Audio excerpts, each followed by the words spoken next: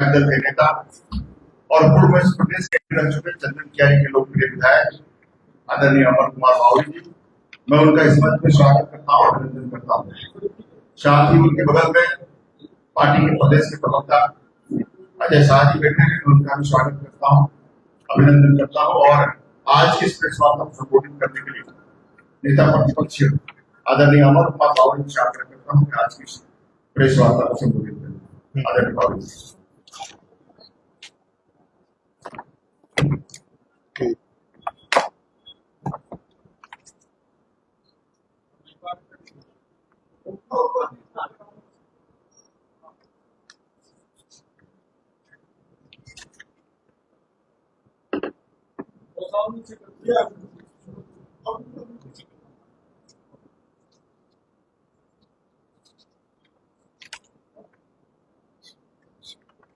पहले सभी का धन्यवाद, आप सबका स्वागत है। पहले एक दुखद खबर जो अभी आप लोग से ही पता चली, सीताराम येचुरी जी बड़े वरीय नेता भारत देश के, उनका आज निधन हो गया है। आप ही लोग से पता चला। इस दिवंगत आत्मा को शांति प्रदान करे ईश्वर, ऐसी कामना करता हूँ। आज के इस प्रेस वार्ता में आप सबका स्वागत है, अभिनंदन है। आप सबको मालूम है, राज्य के अंदर उच्च न्यायालय में एक जनहित याचिका दायर की गई है, जिसकी लगातार हियरिंग्स हो रही है। जो भारतीय जनता पार्टी लगातार जिस विषय को उठाता है कि भाई झारखंड का डेमोग्राफी चेंज हो रहा है, झारखंड के डेमोग्राफी चेंज होने के कारण जहां देश की संप्रभुता पर भी खतरा मंडरा रही है, वहीं झारखंड के आदिवासी मूलवासियों की अस्मिता भी खतरे में है। विशेषकर संथाल परगना में जो बंगाल से सटे हुए जिले हैं, चाहे पाकुड़ है, चाहे साहिबगंज है, उन जिलों के माध्यम से, उन जिलों के रास्ते भयंकर घुसपैठ हो रहा है और इससे हमारे माटी बेटी रोटी की अस्मिता की प्रश्न खड़े हुए हैं। भारतीय जनता पार्टी के इस प्रबल दावे को सत्तारूढ़ दल जेएमएम, कांग्रेस, आरजेडी लगातार खारिज करती रही है। वो इसे सिर्फ एक राजनीतिक बयान बताती रही है। लेकिन जब माननीय उच्च न्यायालय ने इस गंभीर विषय को संज्ञान में लिया पीआईएल के माध्यम से, और जब उस पर उन्होंने लगातार हियरिंग की, तो आपने देखा होगा कि माननीय उच्च न्यायालय ने सीधे कहा कि भी संथाल परगना में डेमोग्राफी चेंज हो रही है और वहां के 6 जिलों के डीसी और एसपी सीधे उनको रिपोर्ट करें कि भाई उसके लिए आप क्या कर रहे हैं। लेकिन राज्य सरकार जो घुसपैठियों के संरक्षक है, घुसपैठियों का पूरी तरह से एक तुष्टीकरण और वोट बैंक की राजनीति के कारण उसके सबसे बड़े रहनुमा के रूप में है। इस अति भयंकर समस्या को, इस अति गंभीर समस्या को एड्रेस करने की जगह वो इस पे लिपापोती करने की कार्रवाई प्रारंभ करती है, और जिसका नतीजा होता है कि कोई भी रिपोर्ट वो सही नहीं देती है। आपने देखा होगा पिछले हियरिंग में उच्च न्यायालय ने राज्य सरकार के साथ केंद्र सरकार को भी इस बात के लिए ताकीद किया कि भाई यह जो समस्या है, ये संघीय व्यवस्था में राज्य और केंद्र दोनों की जवाबदेही के साथ खड़ी होती है। इसलिए केंद्र सरकार भी एफिडेविट के माध्यम से, राज्य सरकार भी एफिडेविट के माध्यम से इस समस्या पर अपने विचार व्यक्त या मंतव्य रखे। राज्य सरकार ने जो अपने डीसी एसपी के माध्यम से जो उन्होंने एफिडेविट दिया था, वो पूरी तरह से हाई कोर्ट ने खारिज किया था, और उनके इस कठोर निर्देशन के बाद आज हाई कोर्ट में केंद्र सरकार ने, केंद्रीय गृह मंत्रालय ने एक एफिडेविट जारी दिया है, और उन्होंने इस बात को एक्सेप्ट किया है कि इन्फ्लिट्रेशन, घुसपैठ संथाल परगना और पूरे झारखंड के लिए एक बड़ा खतरा के रूप में उभर करके सामने आया है। और उन्होंने ये भी माना है कि इसके कारण डेमोग्राफी चेंजेज हुई है। उन्होंने कुछ आंकड़े अपने एफिडेविट के माध्यम से दिया है। वो एफिडेविट के माध्यम से जो आंकड़े दिए हैं उससे साफ दिखता है कि संथाल परगना टेनेंसी एक्ट का जो उल्लंघन हो रहा है, भयंकर उल्लंघन हो रहा है, उसमें कहीं ना कहीं राज्य सरकार का पूरा जो है संरक्षण प्राप्त है। किस तरह से पाकुड़ के रास्ते, साहेबगंज के रास्ते, मदरसों के माध्यम से जो इलीगल मदरसे बड़े पैमाने पे एसपीटी की जमीन पे पड़े हैं, उस मदरसों के माध्यम से आधार कार्ड जैसे डॉक्यूमेंट बना करके वो झारखंड के अंदर अपना बसवास कर रहे हैं और झारखंड के संसाधनों का सोशियो इको सिस्टम जो है वो पूरा उसको डैमेज कर रहे हैं, डेमोग्राफी का चेंज कर रहे हैं। के माध्यम से जमीनों को खरीदा भी किया जा रहा है, मुसलमान उस पर बैठ रहे हैं, उसको जाके आगे कर रहे हैं।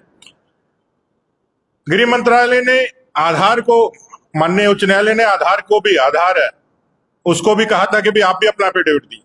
आधार ने साफ तौर पे कहा है अपने एफिडेविट में कि आधार किसी भी नागरिकता का प्रमाण नहीं देता है, वो व्यक्ति विशेष के एक आइडेंटिफिकेशन नंबर मात्र है, यूनिक आइडेंटिफिकेशन नंबर मात्र है।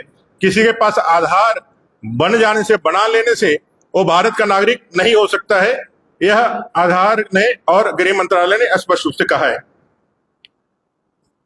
उन्होंने जो आंकड़े आज एफिडेविट के माध्यम से कहे हैं वो पहले भी हम लोगों ने आप लोगों के माध्यम से जनता को बताया है।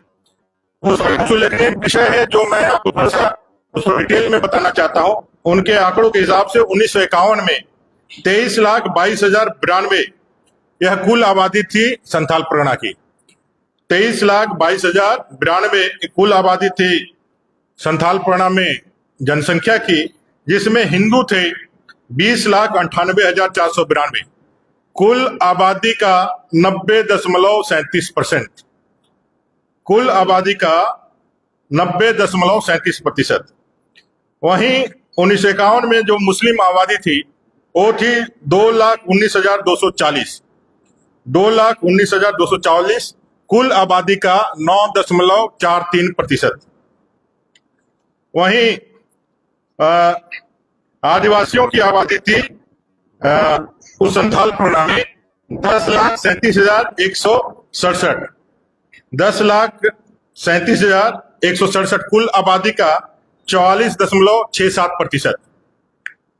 जो 2011 लास्ट जो सेंसस हुआ था उसके हिसाब से संथाल परगना की कुल आबादी 69,69,69,097 ये कुल जनसंख्या आबादी संथाल परगना की, जहां हिंदुओं की आबादी 47,35,723, 47,35,723, 67.95%। 1951 में हिंदुओं की आबादी संथाल परगना में 90.37% था। वही 2011 के सेंसस में हिंदुओं की आबादी संथाल परगना में 67.95% हो गया। वहीं मुस्लिमों की आबादी 15,84,285, 15,84,285 कुल परसेंटेज में कुल आबादी का 22.73%। जहां 1951 में मुस्लिम की आबादी 9.43% थी, वो बढ़ करके 2011 के सेंसस में 22.73% हो गई। वहीं ट्राइबल्स की आबादी 2011 के सेंसस के हिसाब से 19,59,133, 19,59,133 कुल आबादी का 28.11%। 1951 में 44.67% ट्राइबल्स वो घट करके हो जाते हैं 2011 के सेंसस के जब 28.11%, 1%। पूरे देश में 1951 के जनसंख्या आजादी के बाद हिंदुओं का जो जनसंख्या का गिरावट है वो अनुपातिक रूप में 2011 में पूरे देश में दर्ज किया गया है, वो है 4.28%। पूरे देश में हिंदुओं की जो आबादी घट रही है आजादी के बाद, वो 2011 के सेंसस के हिसाब से वो है 4.28%। वहीं संथाल परगना में जो हिंदुओं की आबादी घटी है उसका रेशियो है 22.42%, 22.42%। आप इस बात को समझिए कि भाई यह नैसर्गिक रूप से जनसंख्या के प्रति नहीं है, यह नेचुरल तरीके से नहीं है। इसका मेजर कारण है वो है इलीगल इमिग्रेशन। वो जो अवैध तरीके से घुसपैठिए बंगाल के रास्ते घुस करके यहाँ जो स्थापित हुए हैं, जिसका लॉन्चिंग पैड मुर्शिदाबाद होता है।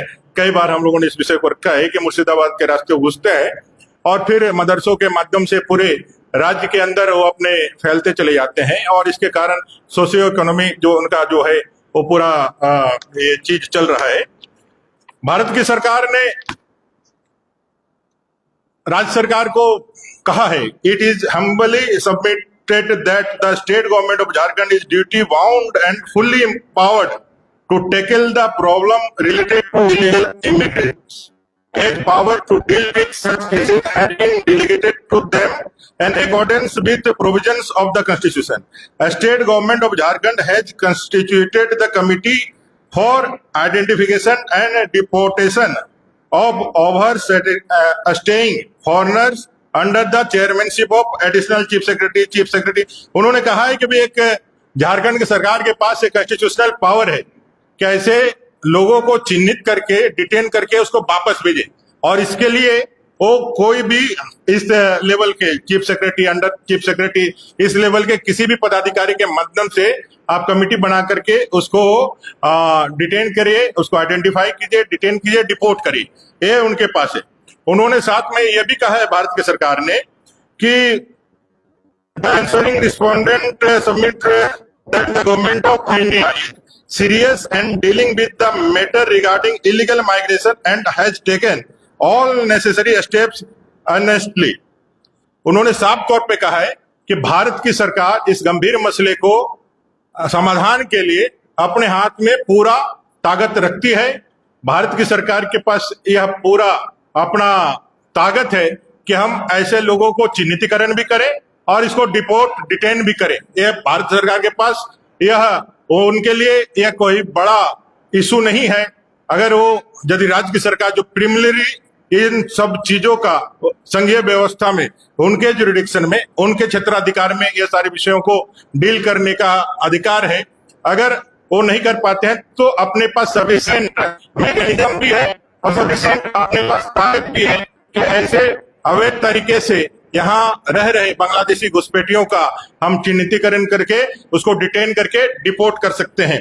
और इसके लिए उन्होंने अपने आप को प्रस्तुत भी किया है और उन्होंने कहा है कि नेशनल रजिस्टर होना चाहिए, एनआरसी भी जो है उसको भी माध्यम बनाया जा सकता है। आधार कार्ड एक जो है वो आधार कार्ड सिर्फ यूनिक आइडेंटिफिकेशन के लिए ही है, एनआरसी ही किसी को रजिस्टर्ड नागरिकता से जोड़ सकता है।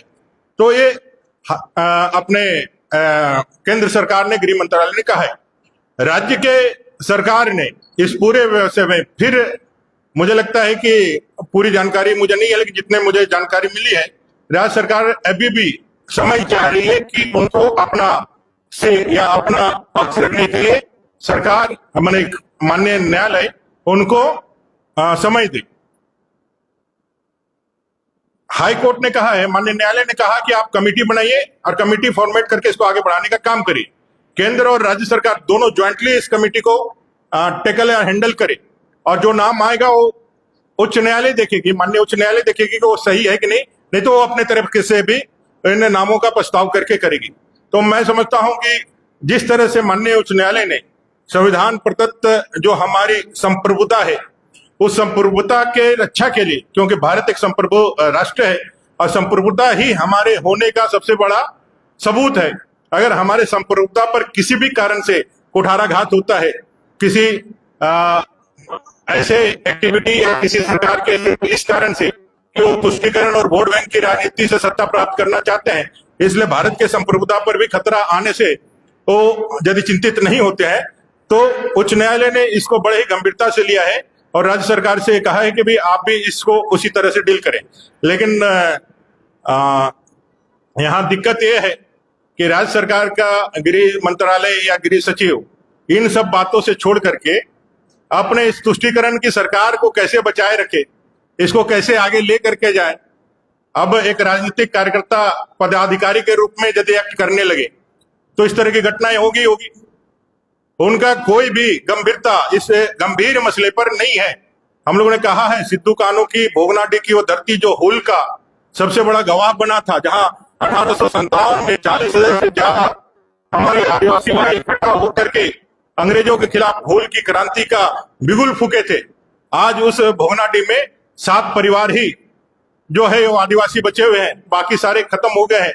ये एक जीता जागता सबूत है रोटी बेटी माटी के खतरे के लेकर।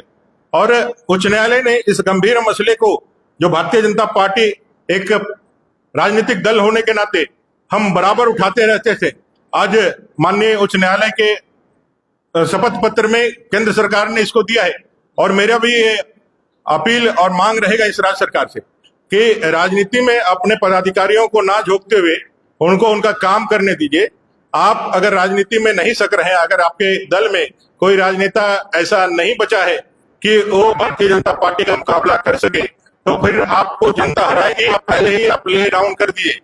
पदाधिकारियों को, असंवैधानिक पद पे बैठे हुए व्यक्तियों को आप आगे बढ़ा करके राजनीति खेलने के लिए और राजनीति के चीजें करने के लिए भेजेंगे, तो इससे भारतीय लोकतंत्र और लोकतंत्र की परंपराएं ही ढीली होगी, उसमें ही घुन लगेगा, जो किसी भी एक संप्रभु राष्ट्र के लिए अच्छा नहीं होगा। संविधान ने हमें तीनों को अलग तरीके से काम करने के लिए और तीनों को एक दूसरे को बैलेंस के साथ समन्वय बना करके देश को आगे बढ़ाने के लिए ताकत दिया है। न्यायपालिका, कार्यपालिका और विधायिका तीनों एक साथ आगे बढ़ सके, ऐसा हमारे संविधान ने हमें ताकत दिया है। उस पे कोई ओवरलैपिंग ना करे, ये राज्य सरकार को भी समझना चाहिए और इसे पदाधिकारी को भी समझना चाहिए कि आप कोई पक्षपात नहीं कर सकते हैं। आपको जब ट्रेनिंग दी जाती है तो आपसे यही उम्मीद की जाती है कि आप एक निर्व्यक्तिक रूप में आप काम करेंगे। जो भी शासन प्रशासन से विद इन लॉ जो आएगा उसको एग्जीक्यूट कराना ही आपका काम है। विदाउट लॉ जाकर के आप काम करने लगेंगे तो अराजकता फैलेगी और राज्य की सरकार अपने निश्चित हार को देख करके अपने पदाधिकारियों को अपने राजनीतिक एजेंडे के प्रतिपूर्ति का माध्यम बना रही है।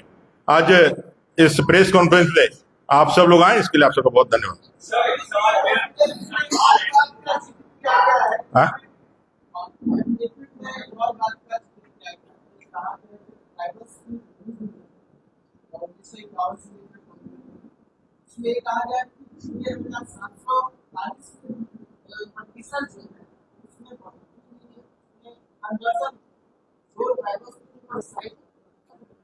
देखिए, सारे विषयों के लिए ही हम लोगों ने कहा है कि भाई आप एक राज्य के होने की भूमिका में निभाइए।